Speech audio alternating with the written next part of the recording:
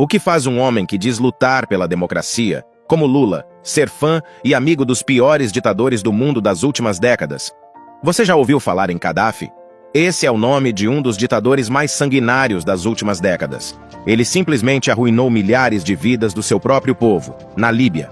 Apesar dos crimes contra a humanidade dos quais Gaddafi foi condenado pelo Tribunal de Haia, que atualmente é o principal órgão de defesa dos direitos humanos em todo o mundo, infelizmente o atual presidente do Brasil, Lula, teve fortes laços de amizade com Gaddafi, sendo que pessoas que atuaram ao lado de Lula na campanha do primeiro mandato do qual ele foi eleito, afirmam que Gaddafi chegou até a doar dinheiro para a campanha do primeiro mandato de Lula, literalmente dinheiro manchado com sangue do povo da Líbia.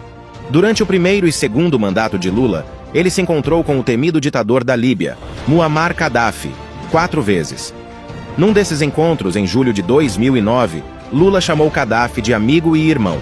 E antes de eu falar sobre alguns crimes contra a humanidade cometidos por Gaddafi, como por exemplo, fazer seus soldados cercarem uma cidade do seu próprio país durante vários meses para que toda a população morresse de fome, vou citar mais um fato que deixa mais firme o laço de amizade de Lula com o ditador sanguinário da Líbia. Escute só. Durante a delação premiada do ex-ministro da Fazenda de Lula, Antônio Palocci, o mesmo admitiu que Luiz Inácio Lula da Silva havia recebido US$ 1 milhão para usar na campanha do PT na eleição de 2002. Dinheiro que foi tirado do povo líbio por um governo cruel que durou décadas. Agora me responda, alguém que se diz democrata, aceitar doação de um ditador que ficou mais de 40 anos torturando o próprio povo, é algo normal? Gaddafi era conhecido no Oriente Médio como o monstro do deserto. Ele assumiu o controle total da Líbia após liderar uma revolução no ano de 1969.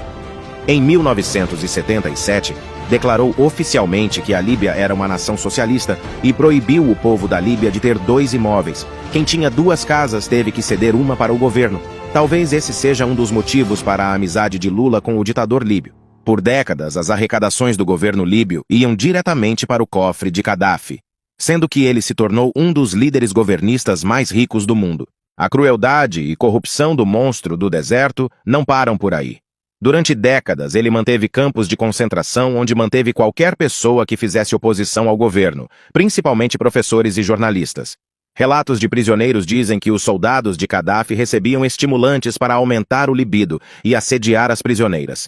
Tudo autorizado pela nação socialista de Gaddafi. As ambições do ditador não se limitaram apenas na Líbia. Ele tinha ambições globais, sendo que em 1972 Gaddafi financiou a Organização Setembro Negro para que ela cometesse os atentados à bomba na Olimpíada de Munique, que deixaram 12 mortos. Gaddafi iniciou guerras desnecessárias contra países africanos durante seu governo. A principal foi a campanha iniciada contra o Chad, cuja principal característica que levou ao conflito é o fato de que seu presidente, François Tombalbaye, era cristão e não apoiava o governo do ditador da Líbia. Gaddafi liderou um projeto internacional que passava pela retaliação da Europa e fim da centralidade ocidental no mando do mundo, tendo como principais inimigos os Estados Unidos, Israel, França e Reino Unido. Obcecado em relações íntimas e poder, Gaddafi possuía um harém que incluía homens e mulheres que muitas vezes eram escolhidos pelo ditador ainda menores de idade e levados de suas casas por seu exército pessoal.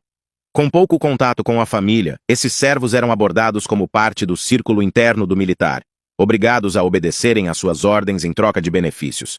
Além de fazer orgias com ministros como forma de manutenção de seu poder, Gaddafi também usava drogas como forma de controle. Dormia com a esposa ou as filhas de seus inimigos como forma de humilhação e obrigava seus servos a consumir substâncias químicas para ficarem entorpecidos e serem mais fáceis de controlar. Um dos fatos mais marcantes do seu governo foi o cerco a Misrata, cidade com alta concentração de opositores. Gaddafi ordenou inicialmente o bombardeamento da cidade sem anúncio prévio à população civil. Então, foi feito o cerco militar e o impedimento da entrada de alimentos por 4 meses. Violando os acordos estabelecidos pela Convenção de Genebra, portanto, cometendo crimes de guerra, o ataque contra Misrata levou à morte e ao sofrimento milhares de pessoas, que passaram por fome e doenças sem poder receber auxílio. Gaddafi ordenou a destruição do local, que depois foi o cerne de sua derrubada, e segundo documentos posteriormente revelados, exigiu que o Mar Azul ficasse vermelho com o sangue dos opositores. Em fevereiro de 2011 iniciaram protestos gigantescos do povo líbio contra a ditadura de Gaddafi. O povo cansou de sofrer. Naquele ano, lutando para se manter no poder, Gaddafi autorizou que seu exército matasse pelo menos 50 mil pessoas, o seu próprio povo. No mês de agosto de 2011, o povo conseguiu derrubar a ditadura do amigo de Lula, que acabou sendo morto depois de matar milhares de pessoas. Esse foi o fim da era de terror socialista na Líbia. Novamente eu pergunto, faz sentido alguém que diz ser democrata e da paz ser amigo dos maiores ditadores das últimas décadas? Faz sentido Lula ter mantido um laço de amizade tão grande com Gaddafi? Como minha avó já dizia, diga-me com quem andas que te direi quem és. Sem mais por hoje.